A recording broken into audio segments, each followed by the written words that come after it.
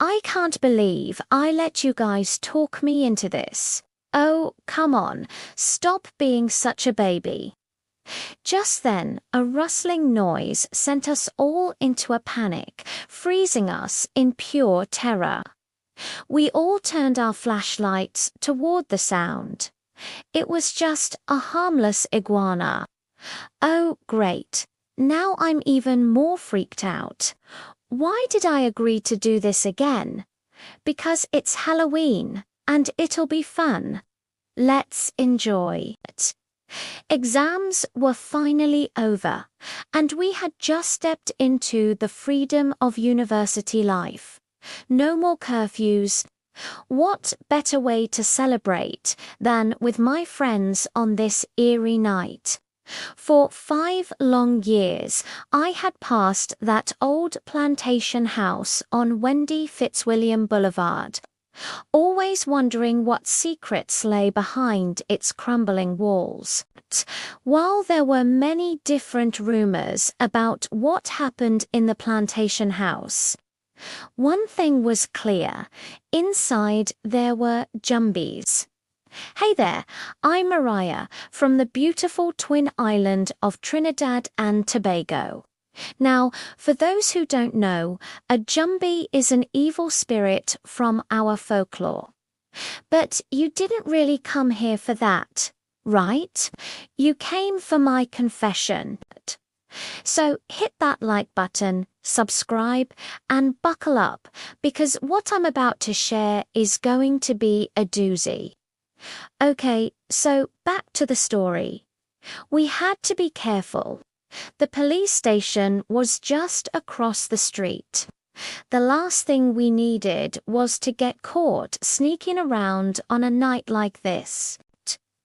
I glanced at my friends, excitement mingling with curiosity as Dwight and Jacob began taking the back door off its hinges.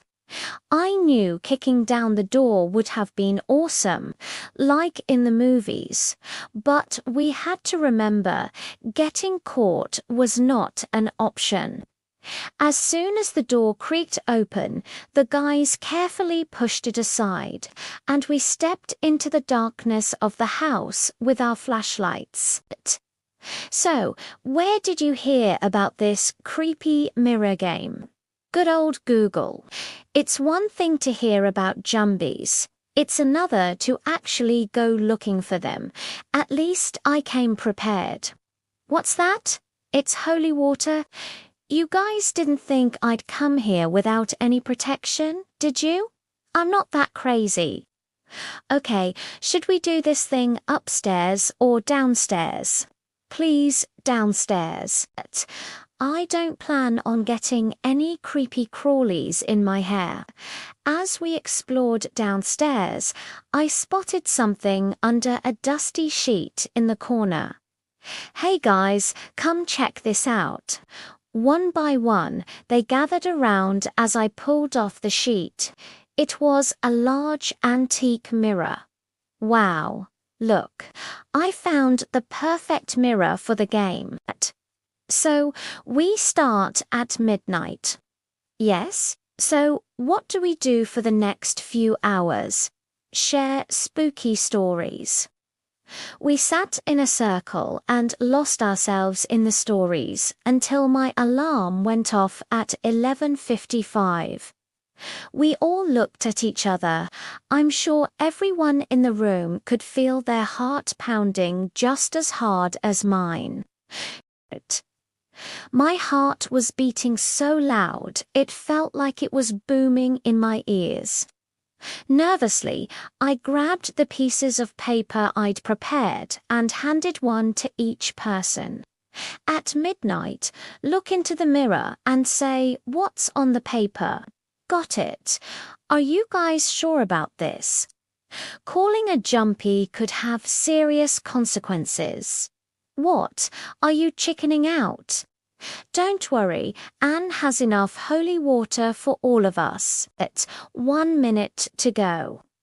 We all stood up and gathered around the mirror, my heart thumping against my ribs as the seconds ticked away. Suddenly, my alarm rang out, a loud shriek signaling it was time. We all stared into the mirror's dark surface. Jumpy, I summon thee, reveal your presence.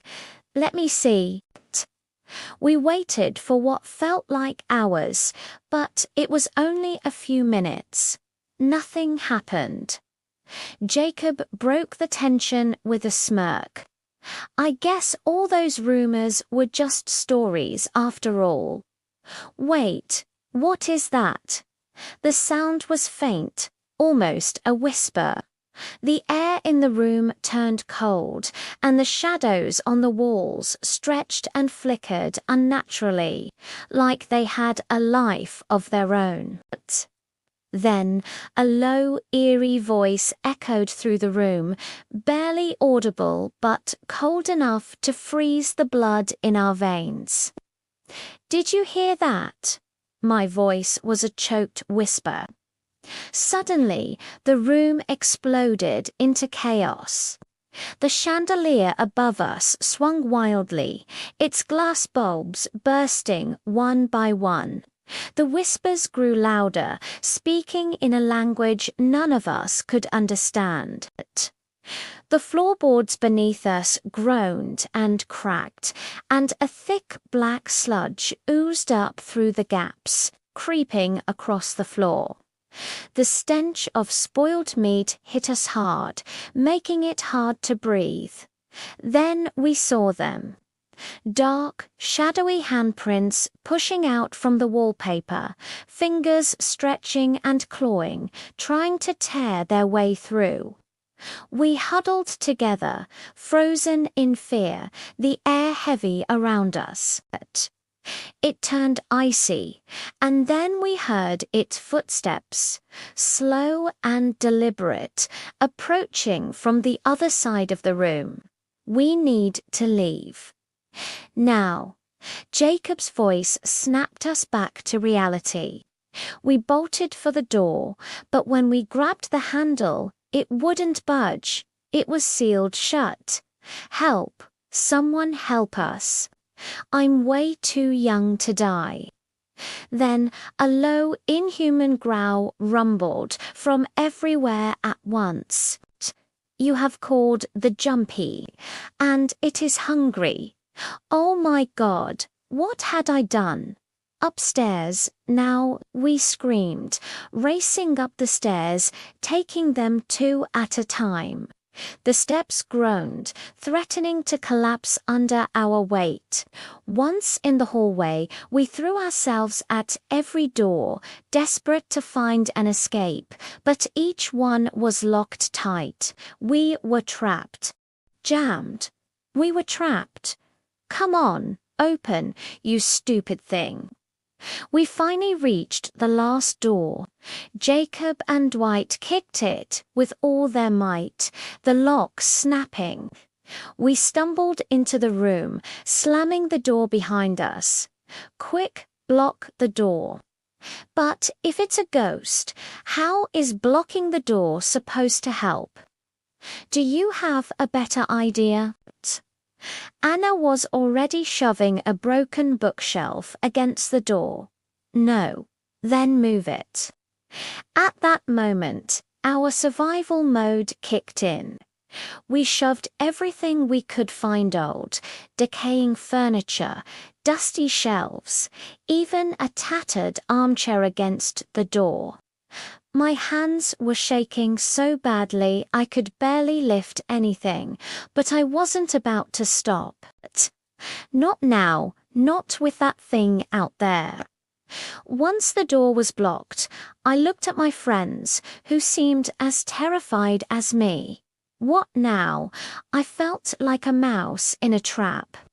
Nowhere to run, nowhere to hide, but apparently there was one more option. Hide, quick, under the bed. I know what you're thinking, and yeah, you're probably right. But honestly, we weren't thinking straight at the time, so don't judge us. We crawled under the ancient, splintered bed, The moth-eaten sheets brushing our faces, our bodies pressed together, hearts pounding in unison.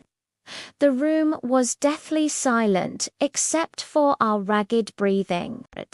And then, scratching sharp, deliberate scratches against the door, like nails dragging slowly across the wood.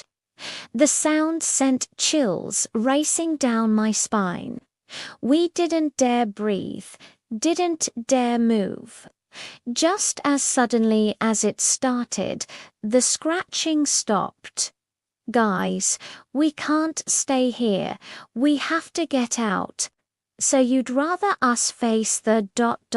thing. Why did I come to this house?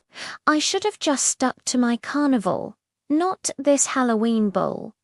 I blame you, Mariah. Really, do you think now is the best time for this conversation? Was Anna for real?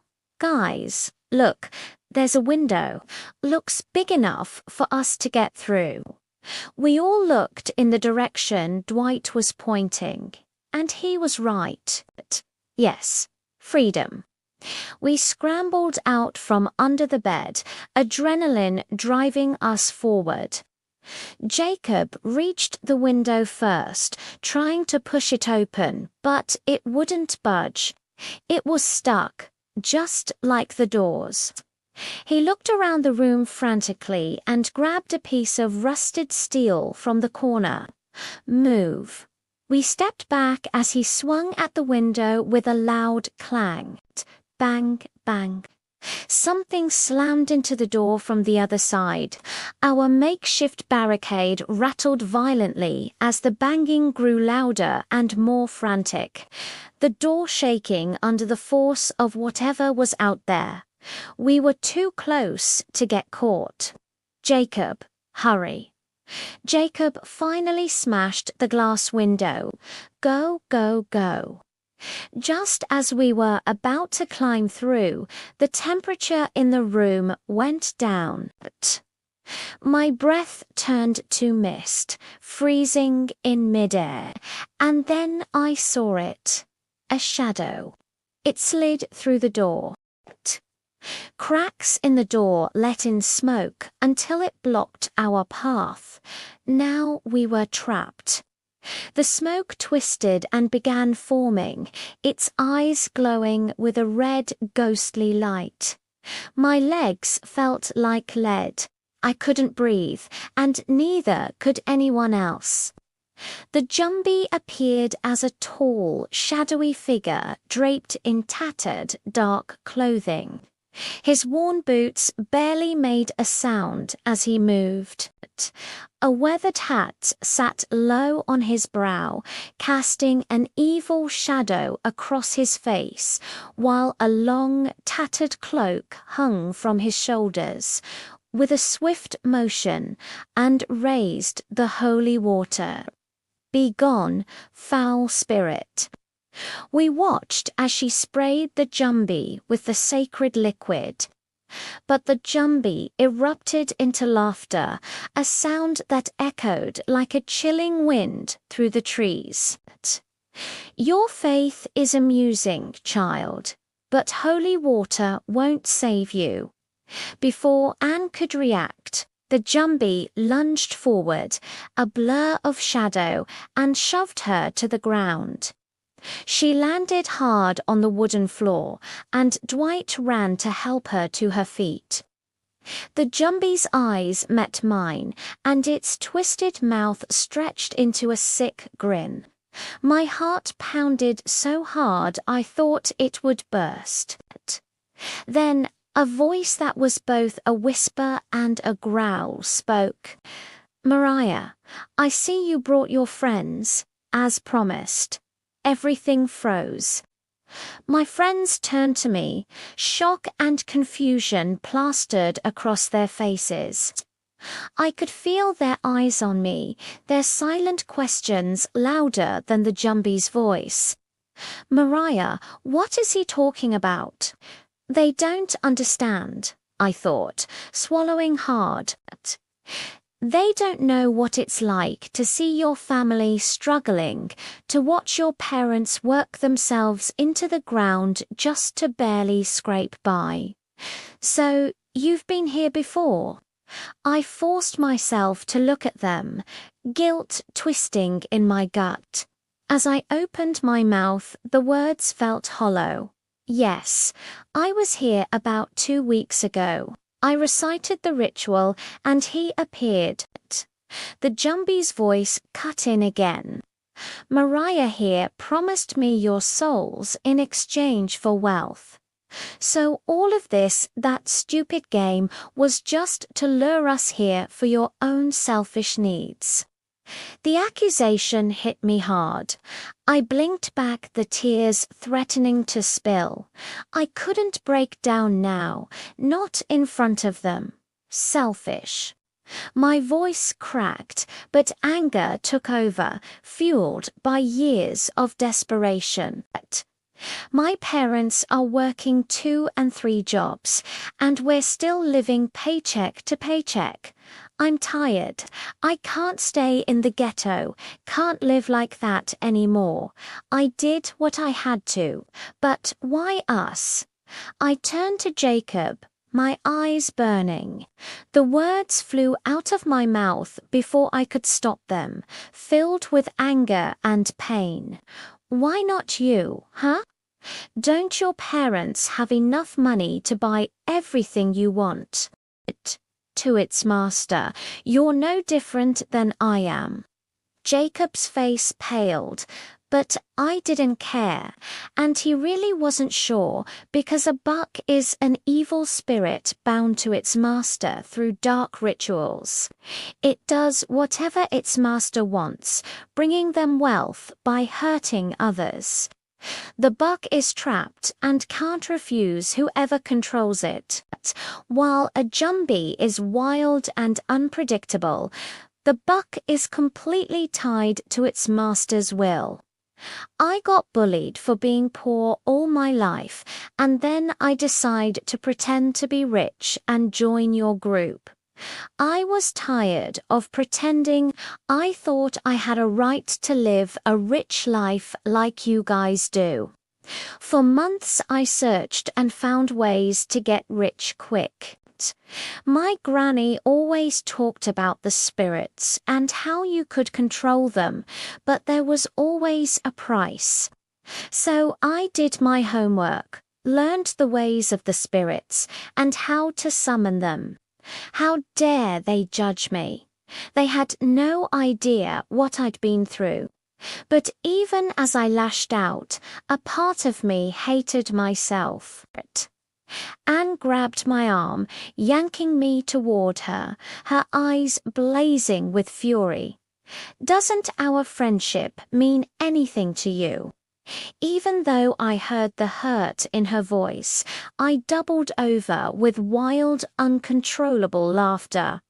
Our friendship, your friendship, always came with strings attached, like doing your homework or carrying your books. You never cared how you made me feel, so why should I care about you now? You betrayed your friends for a promise of wealth, but why would you think I wouldn't betray you in return? None of you are leaving this house tonight. A loud rumbling echoed through the room as the shadows moved. Dark figures, more Jumbies, began to materialize from the corners, their twisted faces watching us, waiting. Fear clawed at my throat. Everyone was screaming now, panicking, pushing at each other. I barely had time to think before Dwight ripped the block away from the door and it swung open. We bolted, stumbling over each other, the floorboards creaking and groaning under our feet as we ran. The Jumbies were right behind us, moving faster than I thought possible. Their twisted hands reached out, brushing against our backs, sending shivers down my spine. The door flung open and we spilled into the night air. But the darkness wasn't our salvation. It was a trap. One by one, the screams started. First, Anne's scream pierced the night air like a knife. Then it was Dwight. I turned just in time to see him fall, dragged into the shadows by hands that weren't human. Then Jacob. Black hands covered his mouth and dragged him away. The last thing I saw was his eyes, wild with terror. Then silence. Cold, empty silence. Silence. And then there it was again. The jummy, its eyes gleamed with delight. I always get what I want, it hissed. Tears stung my eyes. I was supposed to be free, me and my family enjoying the wealth. Not here, not with him, please, please don't. I did what you asked. Yes, it rasped. But you forget, a deal with me always comes at a price. And your price was higher than you thought. Your family will receive the wealth you long for. You just won't be there to enjoy it. There has to be a way out of this. Please, I beg you.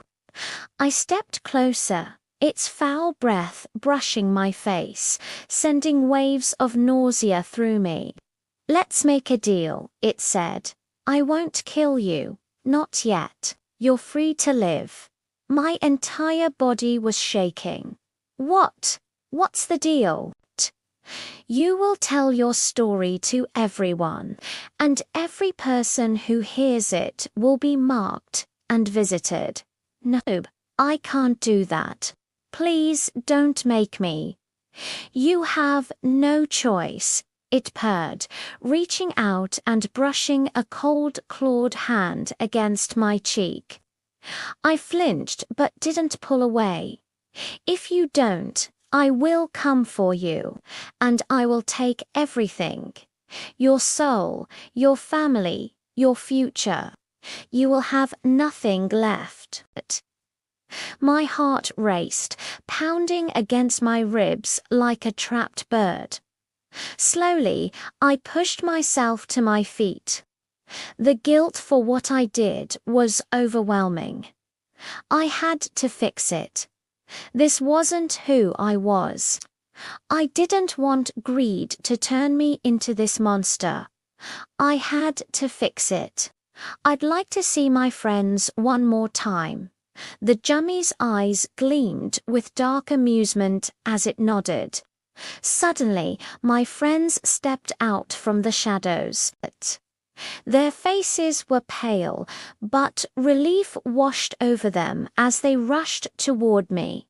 I wrapped my arms around them tightly. I'm sorry for what I did, guys. Please forgive me. Then, with a surge of adrenaline, I grabbed a bag of rice from my backpack and tossed it into the air. Guys, run. We bolted for the door, our hearts pounding like thunder. You see, I knew Jumbies were tricksters, so I had to be ready. Jumbies might be terrifying, but they're easily distracted. I read that rice could buy us precious seconds. They have to count every single grain before they can follow. My friends and I escaped that day, but they never spoke to me again. I can't blame them. My greed cost me more than I ever realized. I had bad-mouthed them, but when it mattered, they were always there. Now, the memory of their hurt faces haunts me. I traded their trust for a taste of wealth, only to end up with loneliness. I learned the hard way that betrayal is paid in lost love. I wish I could take back those words and the deal that led me here, but the shadows remain, a constant reminder of what I lost. And now, Now I sit here with my camera, pouring my heart out to you. But this creepy feeling lingers, like a shadow I can't shake. I have this sense that something is watching me. I haven't dared to go out at night, and I can't sleep with the lights off anymore. I survived the jummy, for now. But as my granny used to say, betray a jummy, and it will haunt you till your last breath.